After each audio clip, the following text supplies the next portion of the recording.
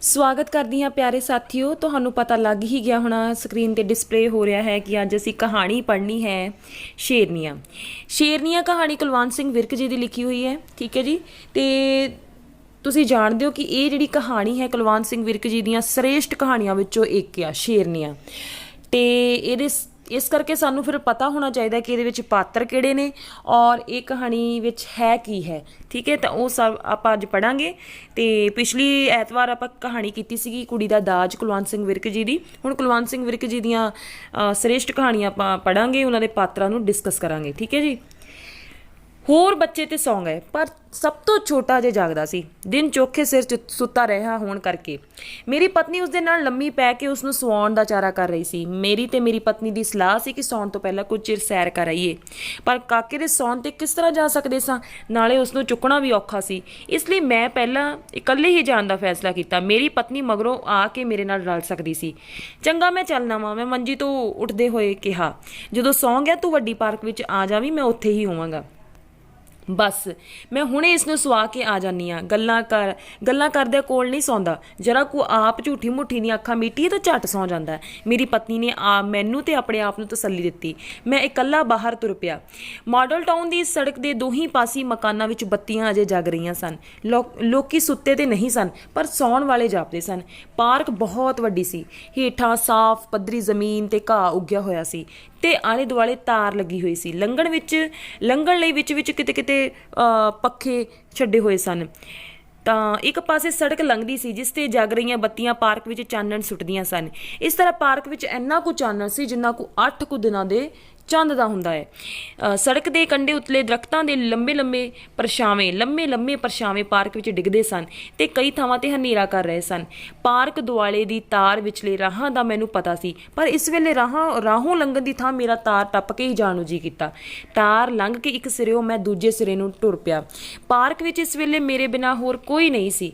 ਦੂਜੇ ਸਿਰੇ ਅੱਪੜ ਕੇ ਜਦ ਮੈਂ ਪਛਾਣ ਨੂੰ ਮੁੜਿਆ ਤਾਂ ਅਗਲੇ ਸਿਰੇ ਕੋਲ ਇੱਕ ਦਰਖਤ ਦੇ ਪਰਛਾਵੇਂ ਹੇਠ ਕੁਝ ਹੋਰ ਆਦਮੀ ਆ ਖਲੋਤੇ ਜਾਪਦੇ ਸਨ।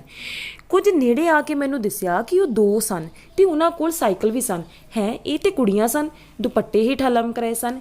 ਇਹ ਇਸ ਵੇਲੇ ਸਾਈਕਲ ਲੈ ਕੇ ਖੜੀਆਂ ਇੱਥੇ ਕੀ ਕਰ ਰਹੀਆਂ ਨੇ? ਕਿੱਥੇ ਜਾਣਾ ਹੋਣਾ ਹੈ?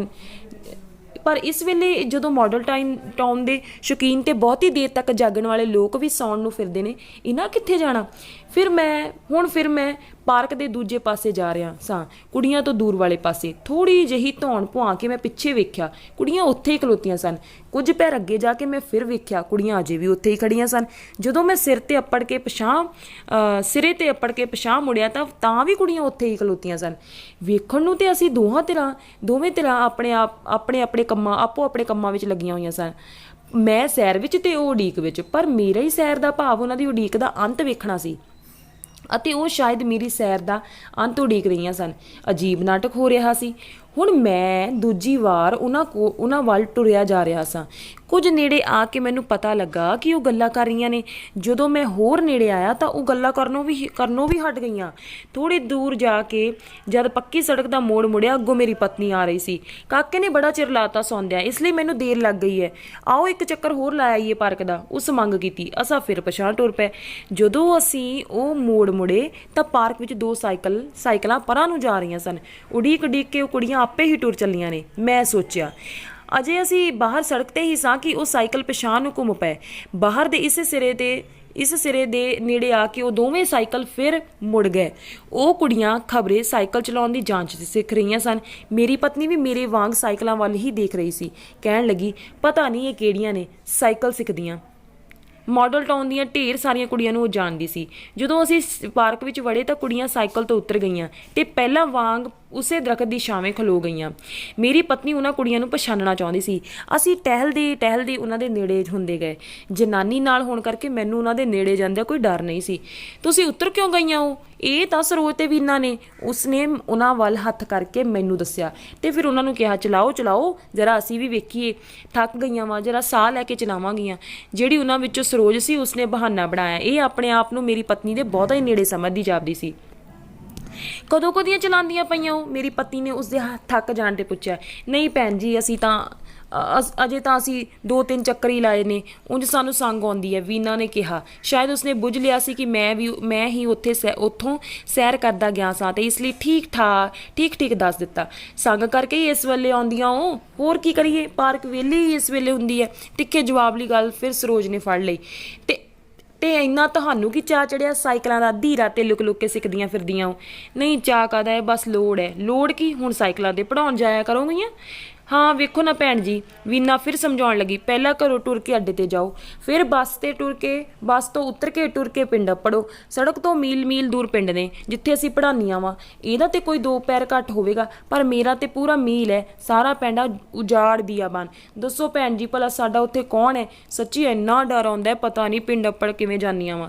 ਹਾਂ ਡਰ ਤੇ ਬਹੁਤ ਆਉਂਦਾ ਹੋਣਾ। ਮੇਰੀ ਪਤਨੀ ਨੇ ਪਿੰਡ ਦੀਆਂ ਜੂਹਾਂ ਵਿੱਚ ਜਵਾਨ ਕੁੜੀਆਂ ਇਕੱਲੀਆਂ ਫਿਰਦੀਆਂ ਦਾ ਨਕਸ਼ਾ ਅੱਖਾਂ ਅੱਗੇ ਲਿਆ ਕੇ ਕਿਹਾ। ਭੈਣ ਜੀ, ਡੰਡੀ ਦੇ ਨਾਲ ਕਦੇ ਕਪਾਹ, ਕਦੀ ਮਕਈ, ਕਦੀ ਕਮਾਦ, ਕਦੀ ਬਾਜਰਾ। ਜਿੰਨਾ ਚਿਰ ਪੈਲੀ ਮੁੱਕ ਨਾ ਜਾਏ ਉਤਲਾ ਸਾ ਉਤਾਂ ਤੇ ਹੇਠਾਂ ਹੀ ਰਹਿੰਦਾ ਹੈ। ਹੁਣ ਕਈ ਹੋਰ ਕੁੜੀਆਂ ਨੇ ਸਾਈਕਲ ਲੈ ਆਂਦੀਆਂ ਨੇ। ਸਾਈਕਲ ਤੇ ਡਰ ਘੱਟ ਆਉਂਦਾ, ਨਾਲੇ ਟੁਰਨ ਤੋਂ ਬਚ ਜਾਈਦਾ। ਬਸ ਸਾਈਕਲ ਚਲਾਉਂਦੇ ਝੱਟ ਬੰਦੇ ਕੋਲੋਂ ਲੰਘ ਜਾਓ। ਭਈ ਬੜਾ ਔਖਾ ਕੰਮ ਹੈ ਨਾ ਸਾਈਕਲ ਨਾਲ ਵੀ। ਤੁਸੀਂ ਤੇ ਸ਼ੇਰਨੀਆਂ ਹੋ, ਖੌਰੇ ਕਿੱਡਾ ਕੁ ਦਿਲ ਹੈ ਤੁਹਾਡਾ। ਲਿਆ ਖਾ ਭਲਾ ਵੇਖਾਂ। ਤੇ ਦਿਲ ਵੇਖਣ ਦੇ ਬਹਾਨੇ ਮੇਰੀ ਵਹੁਟੀ ਨੇ ਸਰੋਜ ਨੂੰ ਉਸਦੀ ਬਹਾਦਰੀ ਦੀ ਸ਼ਲਾਘਾ ਵਿੱਚ ਆਪਣੀ ਜੱਫੀ ਵਿੱਚ ਘੁੱਟ ਲਿਆ। ਸ਼ਲਾਘਾ ਦੇ ਨਾਲ ਹੀ ਵਿਦਾਇਗੀ ਵੀ ਸੀ। ਜਦੋਂ ਉਹਨਾਂ ਤੋਂ ਵੱਖ ਹੋ ਕੇ ਅਸੀਂ ਸੜਕ ਤੇ ਆਏ ਤਾਂ ਮੇਰੀ ਪਤਨੀ ਨੇ ਕਿਹਾ, ਇਹ ਦੋਵੇਂ ਮਾਸਟਰ ਰਾਣੀਆਂ ਨੇ। ਇੱਥੇ ਸ਼ਹਿਰ ਵਿੱਚ ਕਿਸੇ ਸਕੂਲ ਜਗ੍ਹਾ ਨਹੀਂ ਮਿਲੀ, ਪਿੰਡ ਵਿੱਚ ਨੌਕਰੀਆਂ ਮਿਲ ਜਾਂਦੀਆਂ ਨੇ, ਹੁਣ ਇਹ ਉੱਥੇ ਪੜ੍ਹਾਉਣ ਜਾਂਦੀਆਂ ਨੇ। ਬੜੀਆਂ ਬਹਾਦਰ ਨੇ ਇਹ ਕੁੜੀਆਂ। ਮੈਨੂੰ ਤੇ ਸ਼ਹਿਰੋਂ ਬਾਹਰ ਪੱਕੀ ਸੜਕ ਤੇ ਵੀ ਡਰ ਲੱਗੇ। ਉਸਨੇ ਫਿਰ ਸ਼ਲਾਘਾ ਕੀਤੀ। ਉਸਦੀ ਸ਼ਲਾਘਾ ਸਾਹਮਣੇ ਮੇਰੀ ਸ਼ਰਮਿੰਦਗੀ ਹੋਰ ਵੱਧ ਗਈ। ਆਪਣੇ ਆਪ ਨੂੰ ਹੌਲਾ ਕਰਨ ਲਈ ਮੈਂ ਕਿਹਾ, ਅੱਗੇ ਜਦੋਂ ਮੈਂ ਆਇਆ ਤਾਂ ਇਹ ਇਸੇ ਦਰਖਤ ਹੇਠਾਂ ਲੁਕ ਕੇ ਖਲੋਤੀਆਂ ਸਨ। ਮੈਂ ਤਾਂ ਕੁਝ ਹੋਰ ਸਮਝਿਆ, ਚੰਗਾ ਹੋਇਆ ਅਸੀਂ ਫਿਰ ਆ ਗਏ। ਕੰਮ ਕਰਨ ਵਾਲੀਆਂ ਕੁੜੀਆਂ ਤੇ ਬੜੀਆਂ ਤੌਮਤਾਂ ਲੱਗਦੀਆਂ ਨੇ, ਮੇਰੀ ਪਤਨੀ ਨੇ ਖਿਝ ਕੇ ਕਿਹਾ। ਹਰ ਇੱਕ ਨੂੰ ਭੁਲੇਖਾ ਪੈ ਜਾਂਦਾ ਹੈ। ਮੈਂ ਤੁਹਾਨੂੰ ਇੱਕ ਬੜੀ ਸਵਾਦਲੀ ਗੱਲ ਦੱਸਦੀ ਵਾਂ। ਇੱਕ ਵਾਰੀ ਮੈਂ ਤੇ ਮੇਰੀ ਭੈਣ ਫਿਰੋਜ਼ਪੁਰ ਆਪਣੇ ਘਰ ਅੱਗੇ ਸਵੇਰੇ ਘੁਸਮੁਸੇ ਜੇ ਫਿਰ ਰਹੀਆਂ ਸਾਂ। ਸਾਹਮਣੇ ਕਾਲੀ ਟੁਰਦੀ ਕੁੜੀ ਆਈ। ਕਦੀ ਉਹ ਦੋ ਕੁ ਪੈਰ ਭੱਜ ਵੀ ਲੈਂਦੀ ਤੇ ਫਿਰ ਕਾਲੀ ਟੁਰਨ ਲੱਗ ਪੈਂਦੀ। ਜਦੋਂ ਸਾਡੇ ਨੇੜੇ ਆਈ ਦਾ ਮੂੰਹ ਦਿਸਿਆ ਤਾਂ ਘਬਰਾਈ ਹੋਈ ਵੀ ਢਾਡੀ ਜਾਪੀ। ਅਸੀਂ ਬੜੀਆਂ ਹੈਰਾਨ ਹੋਈਆਂ। ਸੈਰ ਕਰਨ ਵਾਲੀਆਂ ਕੁੜੀਆਂ ਤੇ ਇਸ ਤਰ੍ਹਾਂ ਨਹੀਂ ਭੱਜਦੀਆਂ, ਨਾ ਹੀ ਉੱਧਰ ਸਟੇਸ਼ਨ ਜਾਂ ਮੋਟਰਾਂ ਦਾ ਕੋਈ ਅੱਡਾ ਸੀ। ਭਲਾ ਕਿੱਥੇ ਜਾਂਦੀ ਏ? ਇਹ ਜਾਣਨ ਲਈ ਅਸੀਂ ਵੀ ਉਹਦੇ ਪਿੱਛੇ ਟੁਰ ਪਈਆਂ। ਉਹ ਅੱਗੇ ਤੇ ਅਸੀਂ ਮਗਰ। ਉਹ ਟੈਲੀਫੋਨ ਐਕਸਚੇਂਜ ਨੂੰ ਮੁੜ ਪਈ। ਅਸੀਂ ਸਮਝ ਲਿਆ ਕਿ ਟੈਲੀਫੋਨ ਆਪਰੇਟਰ ਸੀ ਤੇ ਉਸ ਨੂੰ ਕੇਵਲ ਡਿਊਟੀ ਤੋਂ ਦੇਰ ਹੋ ਗਈ ਸੀ। ਅਸਾਂ ਸੜਕ ਤੇ ਖੜੀਆਂ ਉਸ ਵੱਲ ਵੇਖਦੀਆਂ ਰਹੀਆਂ ਤੇ ਅੰਦਰ ਜਾ ਕੇ ਉਹ ਆਪਣੀ ਕੁਰਸੀ ਉੱਤੇ ਬੈਠ ਗਈ ਤੇ ਅਸੀਂ ਸ਼ਰਮਿੰਦੀਆਂ ਹੁੰਦੀਆਂ ਪਛਾਣ ਮੁੜ ਆਈਆਂ। ਠੀਕ ਹੈ ਪਿਆਰੇ ਸਾਥੀਓ, ਕਹਾਣੀ ਇੰਨੀ ਹੀ ਹੈ। ਇਸ ਵਿੱਚ ਲੇਖਕ ਕਹਾਣੀਕਾਰ ਆਪ ਨੇ, ਕਹਾਣੀਕਾਰ ਦੀ ਪਤਨੀ ਤੇ ਬਾਕੀ 2 ਮਹੱਤਵਪੂਰਨ ਪਾਤਰ ਵੀਨਾ ਤੇ ਸਰੋਜ ਆ। ਤੇ ਕਿਵੇਂ ਲੱਗੀ ਤੁਹਾਨੂੰ ਕਹਾਣੀ ਕਮੈਂਟ ਵਿੱਚ ਜ਼ਰੂਰ ਦੱਸਣਾ। ਧੰਨਵਾਦ।